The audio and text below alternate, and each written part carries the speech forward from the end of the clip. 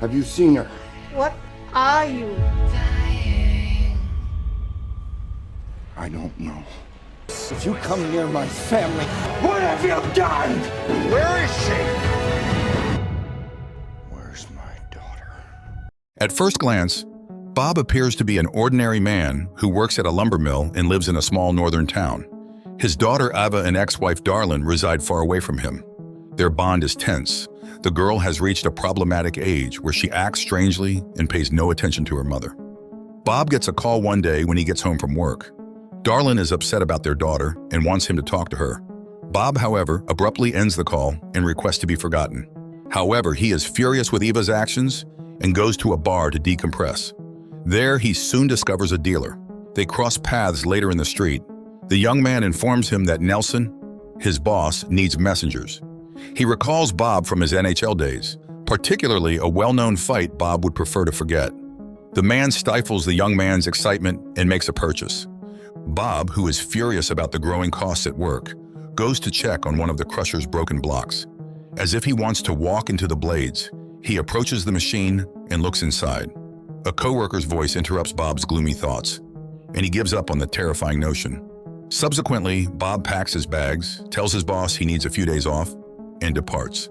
However, he suddenly becomes very sick while traveling at night. His pickup veers off the road as he loses control due to excruciating pain. Bob, who is still barely conscious, phones Nelson before making his way to a roadside cafe. There, he instantly goes to the restroom, shocking the customers with his bleeding face. Overcoming pain, Bob cleans the blood from his bandaged hands before examining his side. His internal organs are visibly visible as it becomes apparent that a portion of his skin has turned invisible. Bob covers his wounds with towels and heads back to the dining area, where Nelson shows up shortly after. Since Bob is moving in the right direction, he will have to act as the dealer's courier in exchange for the dealer agreeing to tow and fix his pickup. Nelson acknowledges his skill at hockey and says he still plays his old games. He reaches out to offer assistance, but Bob ignores him and reluctantly accepts his offer to work as a courier. After bringing Bob home, Nelson visits a bear-frequented dump. This time, he instantly shoots and guts one of the animals. Nelson brings Bob a container containing the animal's organs early in the morning with the intention of selling them on the black market. Bob leaves the house with the pickup already fixed. In the late evening, he arrives at his ex-wife's residence. After letting Bob inside, Darlene tells him that Ava is spending the night at a friend's. Bob gets ready for Nelson's contact, who owns a repair shop in town, in the morning. That's when Eva shows up. She feels offended when her father declines to bring her along, even though she is glad to see him. When Bob arrives at the shop, the owner's staff searches him, but the owner knows the former hockey player. He cautions that dealing with Nelson can be risky and suggests planning for the future. Still, he gives the dealer the package, and observing Bob's pale appearance, he gives him a Chinese medicine he purchases from a nearby shop. Bob goes home later. Ava also observes that her father seems ill, but he dismisses it as a result of rib injuries sustained at work. Abruptly, the girl inquires about her grandfather's, Bob's father, long-dead diagnosis. The man tells how his father had some mental health issues and voluntarily left this life. Ava leaves for her friends after the talk, but not before stopping by a Chinese pharmacy. The vendor is really hospitable and even recommends seeing a doctor, who happens to be in the adjacent room. The vendor gives Ava herbal tea to help her skin, even though the girl declines to purchase anything. When Ava later gets together with her friends, they recommend taking a tour of an abandoned mental health facility. Ava is the one who is more determined than anyone else to go, even though her friend isn't interested. They flit about the eerie chambers, frightening one another with tales of near-death experiences. Ava admits that she never met her grandfather, who was a patient there before he passed away before she was even born. She wants to discover his diagnosis and locate old records.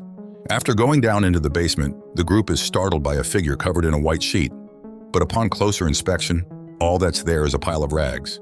But in a panic, Eva's friend grabs her hand, pulls at her sleeve, and discovers a transparent hand. The girl flees from Ava after becoming even more terrified. Ava's parents talk about their time spent together, as well as some of her early mischievous moments, such as the time she was 6 years old and started school by herself.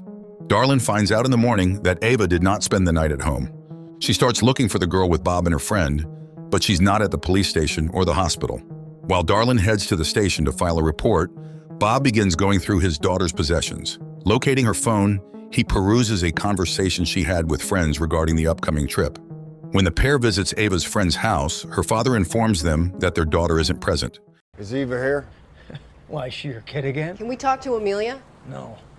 Bob phones Nelson later and informs him that the delivery is going to be late.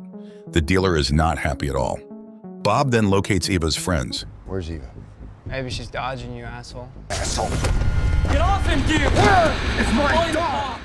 When they behave provocatively, the man becomes unstable. A boy acknowledges they were at the mental health facility following an altercation. Bob understands that she sought information about her grandfather. Ava regains consciousness in an iron cage at the same moment. Her parents arrive at the mentally ill hospital by car and drive through the park, which is still operational. Bob fights with the security guards and passes out from excruciating pain as they attempt to stop them from entering. The head doctor emerges, who has fond memories of both Bob and his father. Since her husband is ill, she asks Darlene to leave him at the clinic. In the same hallway, Bob recalls himself as a young child. He later gets into a fight with the doctor, who describes his father's condition as a tragic accident because he witnessed it all firsthand. According to the woman, his father desired to pass away in order to conceal his illness from others. He felt terrible for his family. Bob recalls his father asking not to show him to his son right away. Get him out of here! You can't see me like this! She shielded the man, the doctor reminds him, but she was powerless to stop the sickness. She offers Bob a place to stay at the clinic and shows him his father's room, where he had been watching his son's life. Bob vehemently objects, saying that Ava needs him and that she will research his illness and give him all the care he needs. Still, they imprison him, but when he wakes up in the middle of the night, he discovers that the door is open, the path is clear, and there are several keys to the clinic doors on the bedside table. Bob gets dressed and walks out. When he gets home, Darlene isn't there, her friend is, and she's freaking out about the people who went missing. Nelson then calls Bob once more and begins to threaten him, going so far as to name his family, which pushes Bob over the edge. Darlene's friend overhears him swearing and informs him that girls in the town have been going missing for a while, demanding action. Once more, he visits her friend's house and succeeds in meeting her. The girl admits that she is aware of her friend's secret, that she and he are the same. She gives Ava the backpack she left behind. When Bob looks at it, he discovers a package containing Chinese tea in the same packaging that he got from Nelson's workshop owner. He approaches the man and inquires about the girls who went missing. The man feels hurt because, despite his illicit activity, he is a grandfather and a father who would never abduct someone. He describes the Chinese drugstore. Ava begins to cry as unidentified individuals examine her and probe her wounds. Bob locates the drugstore and informs the proprietor about his daughter's disappearance. The woman is terrified, but she's also scared, to be honest. Bob then spots Eva's bicycle in the shop's rear. When he takes off his hood, the woman is appalled to see his flesh melting away. She sees how similar the girl is to him. She looks toward the doctor's office as she tries to shield him. When Bob realizes this, he bolts in that direction, removing his clothes in the process. After making his way to the basement, he discovers the doctor and his helper and begins abusing them while pleading for his daughter's return. Then, from inside a cage, he hears Ava's voice calling to him.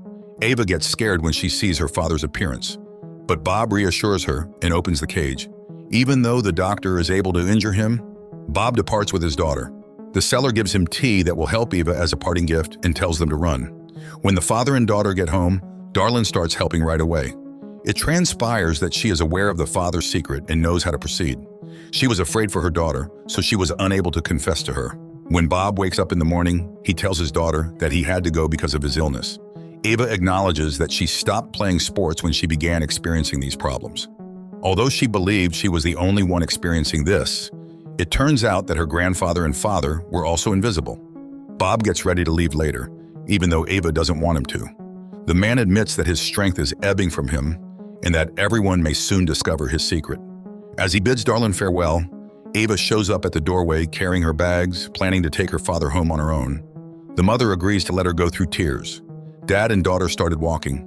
Eva begins to ask questions along the way, and Bob acknowledges that following his childhood experiences.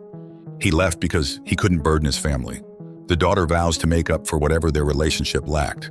They soon reach the location where Nelson's new messenger is waiting.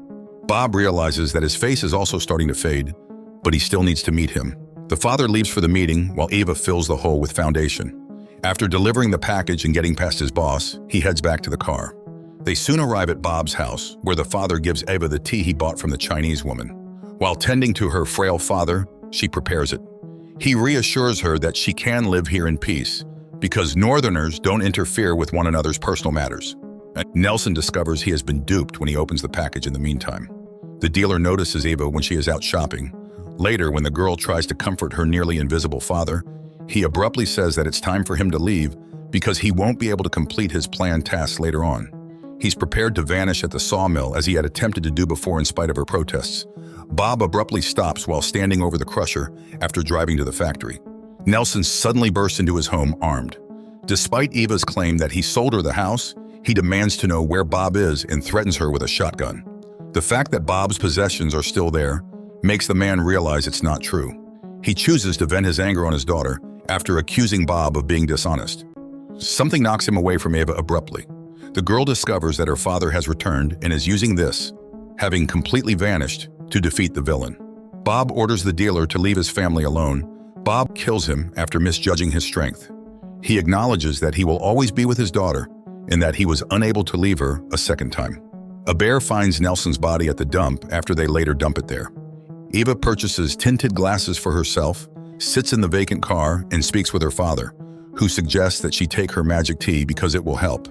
He acknowledges that he had surreptitiously followed her to school when she was 6 years old. Furthermore, he always believed that his father meant death since his father had told him that he did not want his son to see him in that way. Who, though, took him out of the mental health facility after that?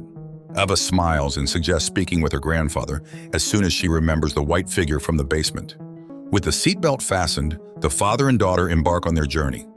Unusual Canadian horror film featuring a blend of action, thriller, and horror genres, along with a touch of sentimental drama, all set against the harsh backdrop of the North. Although the movie seems quite depressing at first, all of this captivates and forces one to watch it through to the very end.